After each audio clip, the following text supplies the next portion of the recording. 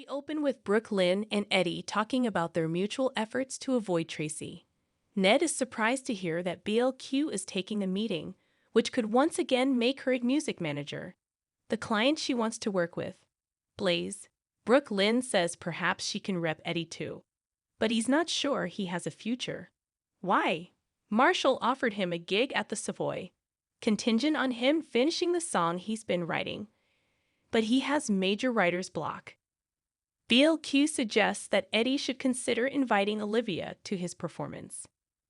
Meanwhile, Olivia is daydreaming about her date the previous evening with Eddie. Anna interrupts to ask if she can look at the security footage from the corridor, catching Liv off guard, given that she knew nothing about the security break-in. Confused as to why Nina didn't fill her in, Olivia apologizes on behalf of the hotel and asks who might have been responsible. At Anna's behest, Olivia begins looking for the footage of the corridor outside the suite.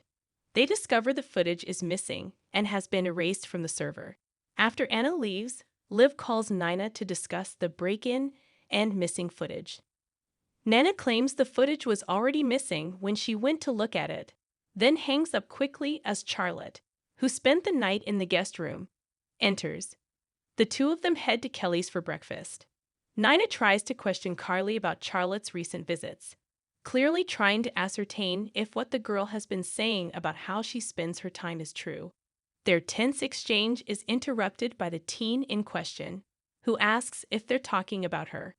Carly calms the situation by telling Charlotte how much she reminds her of Lulu at that age. "I know you adore your dad, but don't forget you're a Spencer, too," urges Carly. Olivia calls the Metro Court's security company, putting them on blast and demanding to know how this happened. She's in full-blown rant mode when Eddie arrives. "Bad time?" he asks. She apologizes. Upon hearing that Marshall asked him to perform at the Savoy, Olivia excitedly pulls Eddie into a hug. She then pulls back, embarrassed by her display, and tries to go back into business mode. Freaking out about what's happening with Charlotte, Valentin tells Nina he has to figure out the extent of his daughter's crimes. Nina points out that at some point he's going to need to get the girl help. Did Charlotte burn down Anna's house? Valentin wonders. But Nina says that's impossible to imagine. Spiraling, the concerned dad realizes he has no clue what Charlotte's been up to in his absence. Valentin heads to the police station, insisting upon speaking to Dante. Valentin says that he's taking steps to make sure that he and Charlotte are living together, thanking Dante and an absent Sam for taking his daughter in while he was away. Dine suggests Charlotte be allowed to come by occasionally, given that she and Rocco were getting along so well. "Believe me," Val replies, "I now know more than ever how important family is." Danny asks Valentin's opinion on the break-in, and Cassadine says that the person was clearly trying to unsettle Anna, and they succeeded. Drew calls Carly, admitting he has no information for her to pass along to Sunny.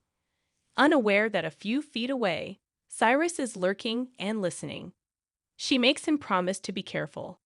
After he hangs up, a guard approaches with information about Austin.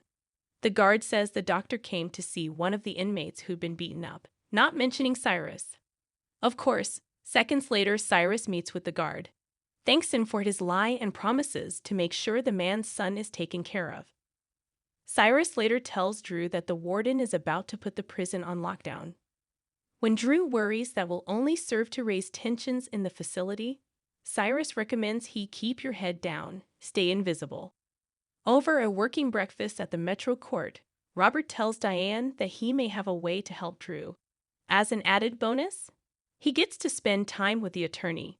Robert's found evidence that Drew's judge may be trying to make himself look good by punishing not so much Drew, but rather Carly and, by extension, her ex-husband.